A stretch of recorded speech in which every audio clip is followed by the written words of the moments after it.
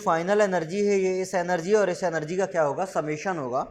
और अगर मैं लिखूं तो ये आपका हो जाएगा एनर्जी कंजर्वेशन से M dot A plus M dot F into C P G. और यहाँ पर आपका टेम्परेचर जो कंप्रेशर से निकल करके आता है T2 होता है, और जो यहाँ से निकल करके जाता है ये 3 पॉइंट होता है। ये आपका 2 पॉइंट था और ये 3 पॉइंट था जो ब्रेटन साइकिल मैंने ड्रॉ की थी उसमें। तो ये हो जाएगा M dot A plus M dot F C P G into T3 is equal to हो जाएगा M dot F into calorific value into combustion efficiency plus M dot A C P A into T2। ये आपकी equation हो जाएगी। और ये combustion chamber का exact analysis है, जहां पर मैंने कोई भी अजम्पशन नहीं ले रखा, इट इज एग्जैक्ट एनालिसिस। अब यहां पर मैं कुछ अजम्पशन लेकर के एक अप्रॉक्सीमेट एनालिसिस करता हूं। कई बार आपको गेट और ईएस के एग्जाम में सारा डाटा नहीं दे रखा होता, वहां की बात करता हूं मैं। तो मैं एक अप्रॉक्सीमेट एनालिसिस करता हूं। यहां पर जो मास flow rate of the fuel है वो मास flow rate of the air के कंपैरिजन में बहुत कम होता है।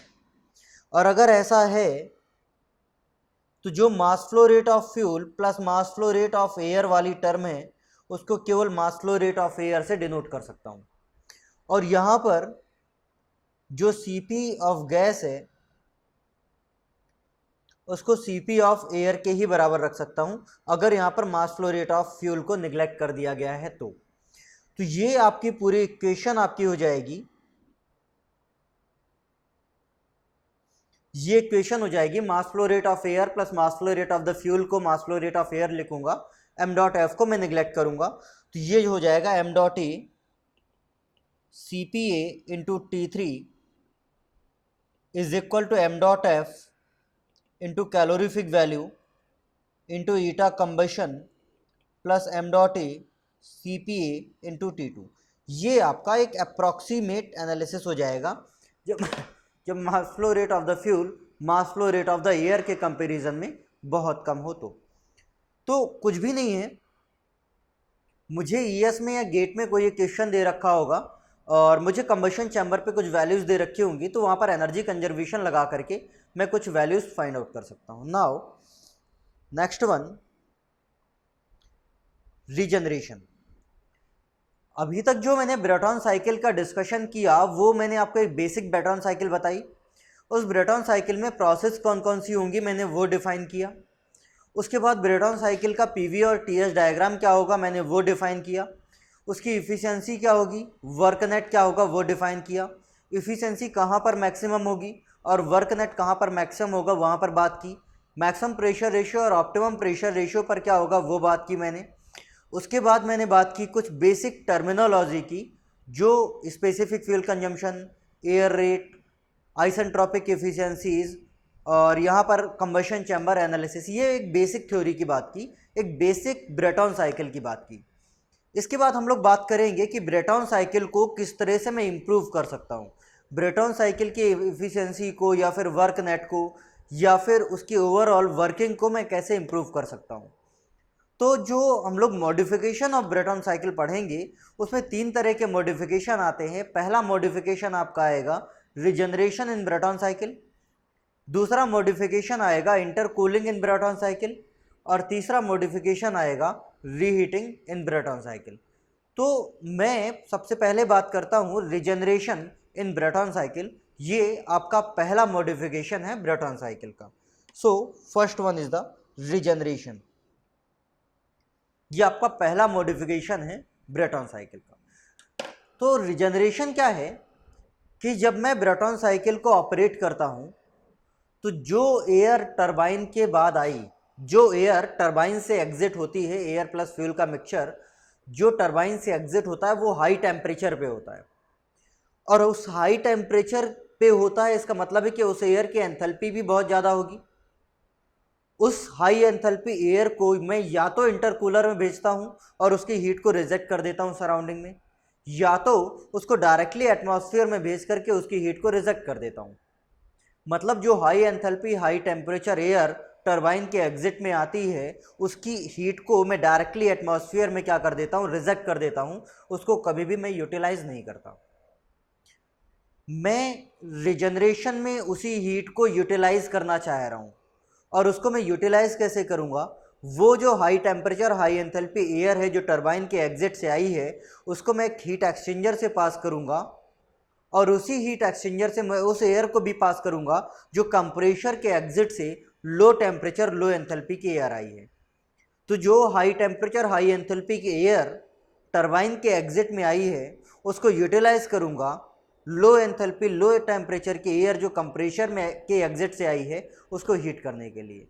तो मैं बात करूँगा, ये लिखा हुआ है same cheese, regeneration is the process in which high enthalpy high temperature air which is coming from the turbine is utilized to heat the low enthalpy low temperature air which is coming from the compressor with the help of the counter flow heat exchanger। अगर यहाँ पर मैं एक basic diagram आपको regeneration का मैं दिखाना चाहूँ तो कुछ ऐसा होगा।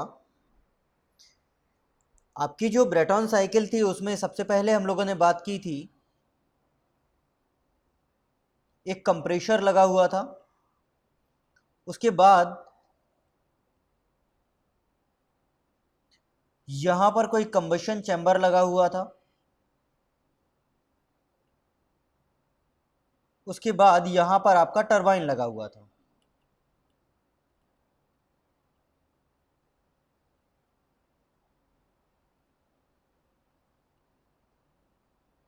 और टरबाइन के बाहर ये आपकी बेसिक साइकिल थी जिसमें ये 1 हुआ करता था, ये 2 था, ये 3 था और ये 4 था। और बेसिक साइकिल में हम लोग क्या करते थे, ये आपका कंप्रेशर था WC था, ये टरबाइन था WT था, ये कंप्रेशर है, ये टरबाइन है, ये कंबशन चैम्बर है और यहाँ पर हीट एडिशन होता था। तो बेसिक साइकिल में हम लोग क्या करते थे कि जो 4 पॉइंट पे एयर आई है वो high temperature high enthalpy air है, और उसकी हीट को या तो इंटरकूलर में ले जा करके रिजेक्ट कर देते थे क्लोज ब्रेटॉन साइकिल में, या फिर डायरेक्टली एटमॉस्फेयर में रिजेक्ट कर देते थे ओपन ब्रेटॉन साइकिल में। अब मैं ऐसा नहीं करूँगा, मैं रिजनरेशन वाली प्रोसेस में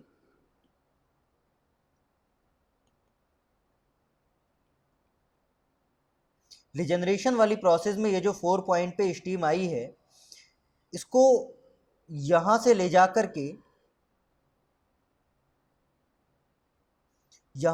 करके इसको पास करूंगा किसी एक हीट एक्सचेंजर में, और यहां पर कोई एक हीट एक्सचेंजर लगा होगा,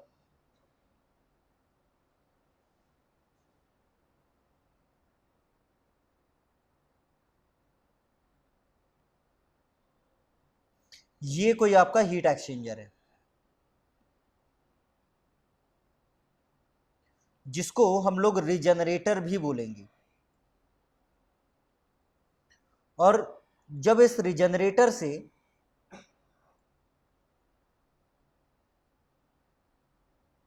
ये एयर पास हो रही होगी, तो ये आपका पॉइंट क्या है, ये आपका पॉइंट 4 है, और ये आपका पॉइंट 4A है, ये आपका पॉइंट 2 है, और ये आपका पॉइंट 2A है। तो यहां पर क्या हुआ कि ये जो high temperature high enthalpy air है जो टरबाइन से एग्जिट हो रही थी, उसको यहां से ले जाकर के इस high temperature high enthalpy steam को मैंने पास कर दिया है किसी एक हीट एक्सचेंजर से, और उसी हीट एक्सचेंजर से एक low temperature low enthalpy air भी पास हो रही है जो कंप्रेशर से आ रही है। तो ऑब्वियसली यहां पर क्या होगा,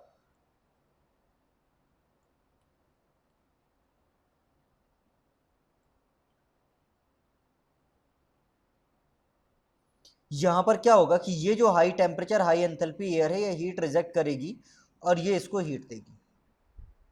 इसका मतलब है कि टरबाइन की एग्जिट पे जो high temperature high enthalpy air है उसने हीट ट्रांसफर कर दी है कंप्रेशर के एग्जिट पे जो low temperature low enthalpy air है उसको। इसका मतलब है कि कुछ अमाउंट ऑफ हीट इसको यहाँ पर मिल गया है।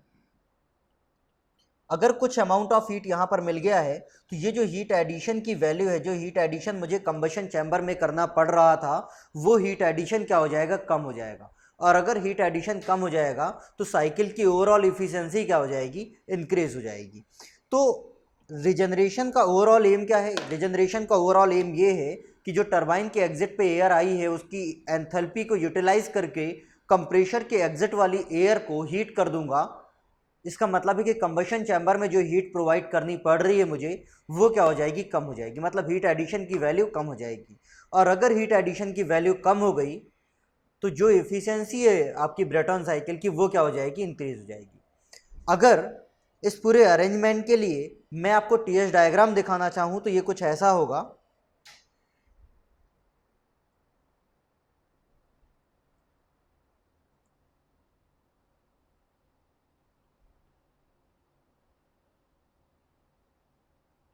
आपकी सबसे पहली प्रोसेस 1 से 2 सेम है, reversible adiabatic compression in compressor. तो 1 से 2 वाली प्रोसेस आपकी सेम है, रिवर्सिबल एडियाबेटिक कंप्रेशन।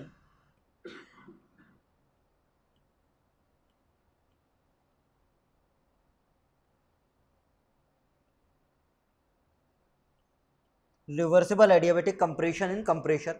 अब ये जो हीट एक्सचेंजर है, ये हीट एक्सचेंजर भी वर्क करता है कांस्टेंट प्रेशर पे। कंबशन चैम्बर भी वर्क करता है कांस्टेंट प्रेशर पे। तो फिर 2 से 2A प्रोसेस क्या है, constant pressure heat addition in heat exchanger. 2 से 2A कहीं कांस्टेंट प्रेशर हीट एडिशन है हीट एक्सचेंजर में। और 2A से 3 है वो आपका कांस्टेंट प्रेशर हीट एडिशन है कंबशन चैम्बर में। उसके बाद जो 3 से 4 है वो क्या है, reversible adiabatic expansion in turbine. तो जो 3 से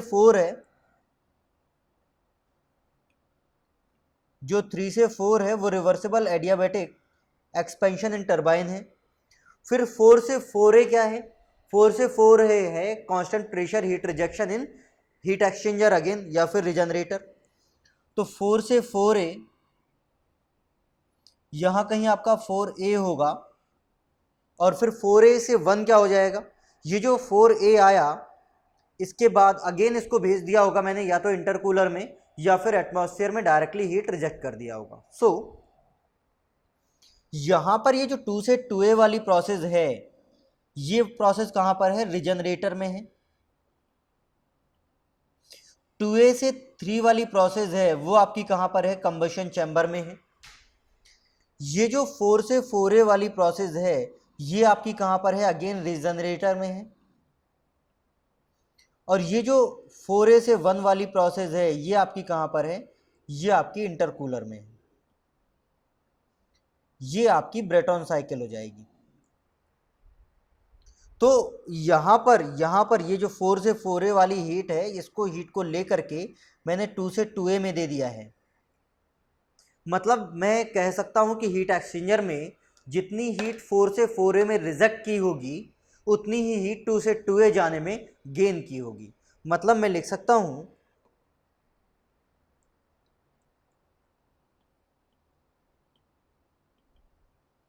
heat rejected by hot stream is equal to हो जाएगा heat gain by cold stream, ये आपका हो जाएगा।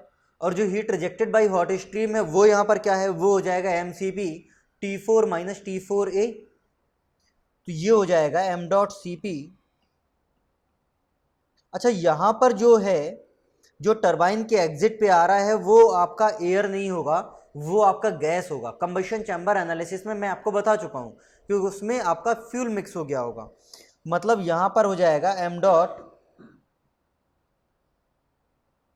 Air plus m dot fuel into CPG T4 minus T4A बराबर इज इक्वल टू जो 2 से 2A में कंप्रेशर में वो आपका क्या होगा, एयर होगा।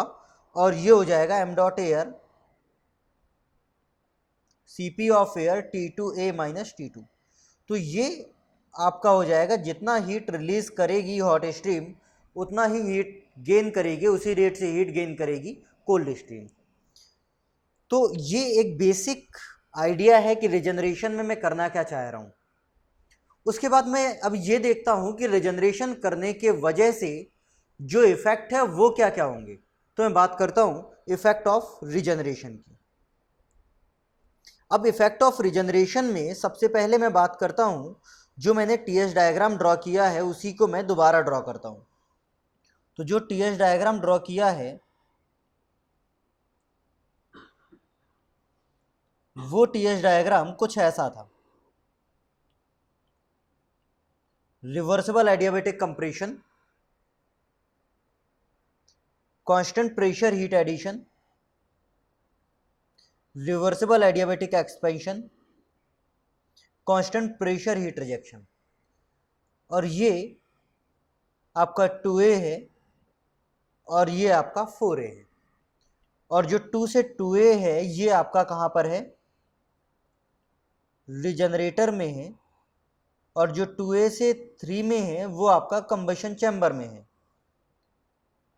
जो 4 से 4A है वो अगेन रिजनरेटर में है।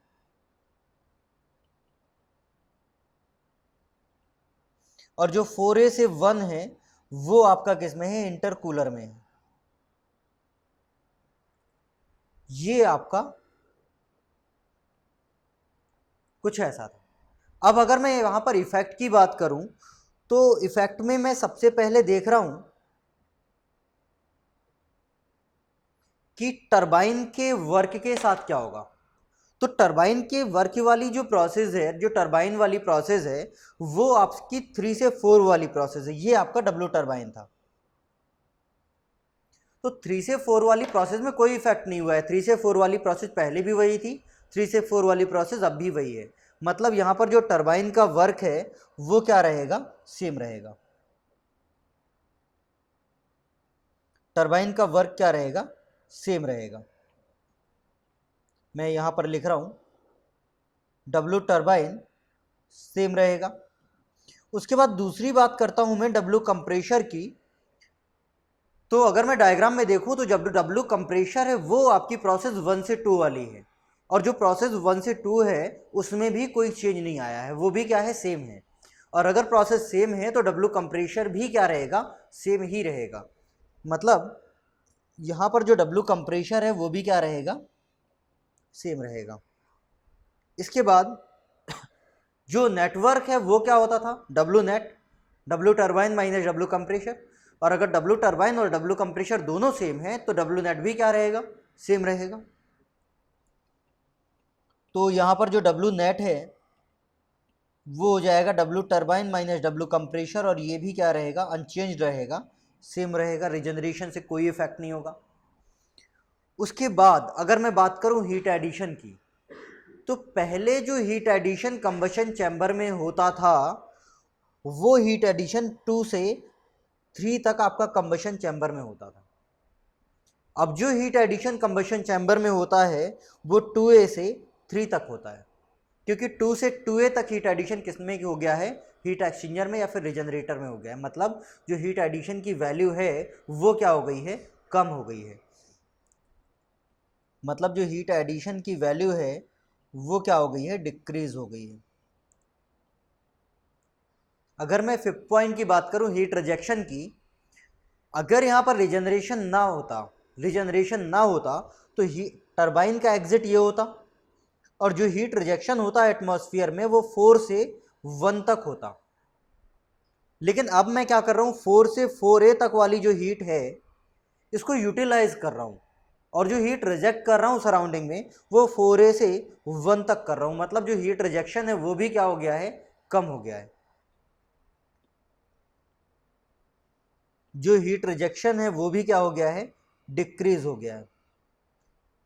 इसके बाद जो mean temperature of heat addition है, जो mean temperature of heat addition है वो क्या हो जाएगा।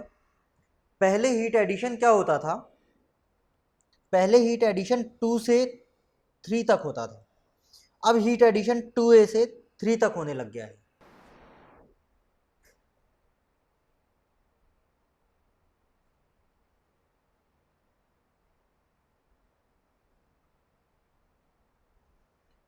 अब अगर मैं mean temperature of heat addition की बात करूं, पहले हीट एडिशन 2 से 3 तक होता था, अब हीट एडिशन 2a से 3 तक हो रहा है। मतलब अब हीट एडिशन कंपैरेटिवली कुछ हायर टेम्परेचर जोन में हो रहा है। 2 से 2a क्या है, कंपैरेटिवली लोअर टेम्परेचर जोन है, उसमें हीट एडिशन अब कंबशन चैम्बर में नहीं हो रहा है। तो कंबशन चैम्बर में हीट एडिशन अब हायर टेम्परेचर जोन में हो रहा है, और इस वजह से जो mean temperature of heat addition है वो आपका क्या हो जाएगा, बढ़ जाएगा। तो जो mean temperature of heat addition है वो क्या हो जाएगा, बढ़ जाएगा। उसके बाद अगर मैं बात करूं mean temperature of heat rejection की, तो पहले हीट रिजेक्शन आपका होता था 4 से 1 तक, और अब हीट रिजेक्शन जो कंबशन चैम्बर में होगा वो 4a से 1 तक होगा। मतलब इस लोअर टेम्परेचर जोन में हीट रिजेक्शन होगा, और इस हायर टेम्परेचर जोन में अब हीट रिजेक्शन नहीं हो रहा है। इस हीट को मैं यूटिलाइज कर चुका हूं, कहां पर, रिजेनरेटर में। तो जो mean temperature of heat rejection है वो क्या हो जाएगा, डिक्रीज हो जाएगा। Mean temperature of heat rejection क्या हो जाएगा, डिक्रीज हो जाएगा।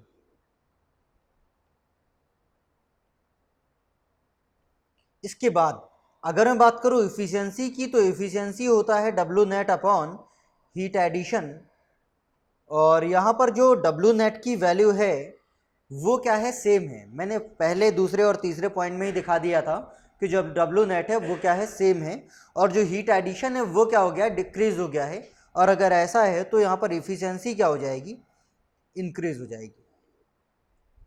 तो रिजनरेशन अपने लिए बेनिफिशियल है। बेनिफिशियल इसलिए है क्योंकि टरबाइन के बाहर वो हीट जो बर्बाद होने वाली थी, जिसको मैं एटमॉस्फेयर में रिजेक्ट करने वाला था, उस हीट को मैंने यूटिलाइज करके हीट इनपुट जो कंबशन चैम्बर में है उसको कम कर दिया है, जिसके वजह से आपके प्लांट की एफिशिएंसी क्या हो जाएगी, बढ़ जाएगी। लेकिन रिजनरेटर लगाने के वजह से आपका जो प्लांट है वो थोड़ी सा कॉम्प्लिकेटेड हो जाएगा, क्योंकि ऑब्वियस सी बात है आप यहाँ पर एक डिवाइस एक्स्ट्रा लगा रहे हो, तो जो प्लांट की डिज़ाइन है वो थोड़ी सी कॉम्प्लिकेटेड हो जाएगी, लेकिन यहाँ पर इफिशियंसी क्या हो जाएगी, इंक्रीज हो जाएगी। अब मैं बात करता हूँ next one, effectiveness of the regenerator. अब मैं बात करता हूँ इफेक्टिवनेस ऑफ द रिजनरेटर। तो इफेक्टिवनेस ऑफ द रिजनरेटर क्या होता है, it is the ratio of actual rise in temperature to the maximum rise in temperature. तो अगर मैं बात करूं इफेक्टिवनेस ऑफ द रिजनरेटर की, तो टीएच डायग्राम में कुछ ऐसा था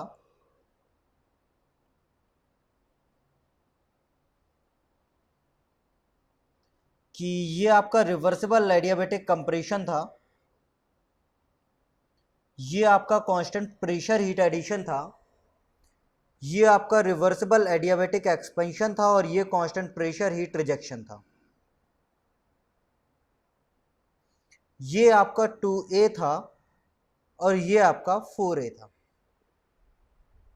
अब मैं रिजनरेटर दिखाना चाह रहा हूं कि रिजनरेटर आपका कैसा था। रिजनरेटर में जो स्ट्रीम जो एयर ट्रांसफ़र हो रही थी उसके टेम्परेचर्स क्या क्या थे। तो ऊपर जो मैंने डायग्राम ड्रॉ किया है ये वाला, ये आपका रिजनरेटर का डायग्राम है। इसमें जो कोल्ड फ्लूइड फ्लो हो रहा है, जो कंप्रेशर से आ रहा है, वो एंटर कर रहा है T2 टेम्परेचर पे, और जो एग्जिट हो रहा है वो एग्जिट हो रहा है T2a टेम्परेचर पे। हॉट फ्लूइड जो एंटर कर रहा है वो एंटर कर रहा है T4 टेम्परेचर पे, और जो एग्जिट हो रहा है वो T4a टेम्परेचर पे हो रहा है। तो मैं केवल इस रिजनरेटर का डायग्राम ड्रॉ करना चाह रहा हूँ। तो अगर मैं देखूँ तो जो रिजनरेटर है